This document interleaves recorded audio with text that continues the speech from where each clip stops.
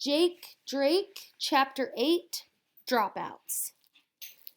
Then it was Christmas vacation. That's always been my favorite time of year. Where we live, there's almost always snow at Christmas, and there's nothing better than snow plus no school. But this vacation was different. On Christmas morning, I was waiting at the top of the stairs with Abby. Was I thinking about all the presents under the tree in the living room? No, I was thinking about magnets. And after the big Christmas dinner and after Grandma and Grandpa went home, did I play with my new Lego motor kit for the rest of the afternoon? No, I dug around at Dad's workshop. I was looking for wire and pieces of iron. And it was like that all week. Every day I did some work on my project. I read my books, I made some drawings, I used the scientific method, and I wrote things down. One day I had Mom take me to the hardware store. We bought 4 big batteries. Each one was as heavy as a jar of peanut butter, a full one. We bought 2 of the biggest nails I had ever seen. They were about a foot long and thicker than my pointer finger. And then we went to Radio Shack and bought 2 big spools of thin wire. That was what my vacation was like. When I wasn't working on my project, I was thinking about it. I didn't work on it the whole week, not every second. One day I went sledding with Willie. We had a great time and we didn't talk about our projects, not even once.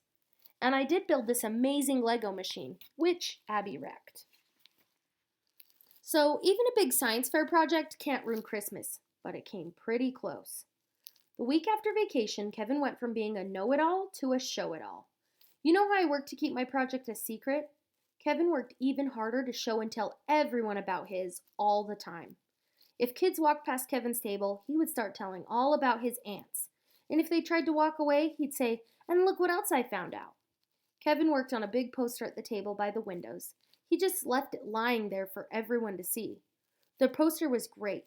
It really was, and it wasn't even half done. In the gym on Tuesday, Kevin lay down on the floor by the wall. He started looking at some ants with a magnifying glass. They were in a long line marching toward the door to the cafeteria. When kids came around, he told about how he had found out the way ants smell things and how their eyes and jaws work. And Kevin brought these amazing pictures. He took them with a digital camera. He printed them out on the color printer during the library period. He showed them to everybody. On Thursday, I was waiting in line with Willie to buy ice cream sandwiches. I said, "So did you start your project over vacation?" He said, "Yeah, I got some done, but I'm not going to be in the science fair. And 4 other kids in my class, they're quitting too." I didn't understand. I said, "What do you mean?" Willie peeled back the paper and bit off a corner of his ice cream sandwich. He said, "I quit the science fair. It's too much trouble. Besides, everybody knows Kevin's going to win."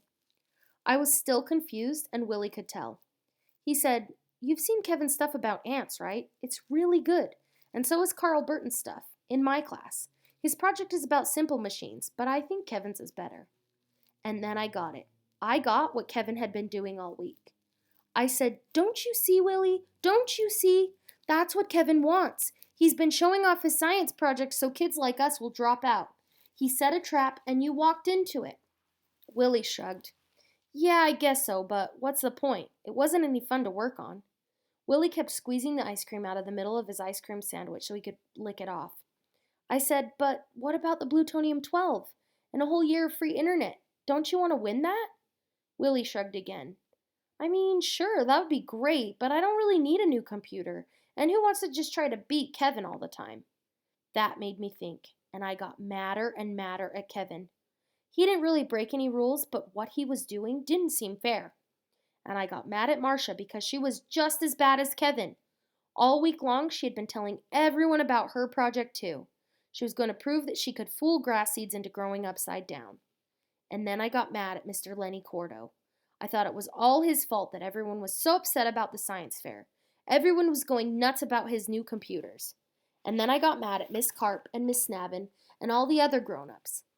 They were the ones who let Wonky's supercomputer store talk them into this whole idea. And when I ran out of other people to get mad at, I got mad at myself. I had turned myself into a know-it-all. I'd gotten as mean as Kevin and as sneaky as Marcia. I'd practically ruined Christmas so I could win the big prize. But worst of all, back when Willie wanted to be my partner, what did I do? I sent him off on his own. I threw him into the shark tank with Kevin and into the snake pit with Marcia. Willie and I could have had fun working on a project, together. All Thursday afternoon, my thoughts went around and around. I got sick of the whole mess, and I decided there was only one thing to do. I was going to forget about Kevin and Marcia. I was going to forget about Miss Carp and Miss Snavin.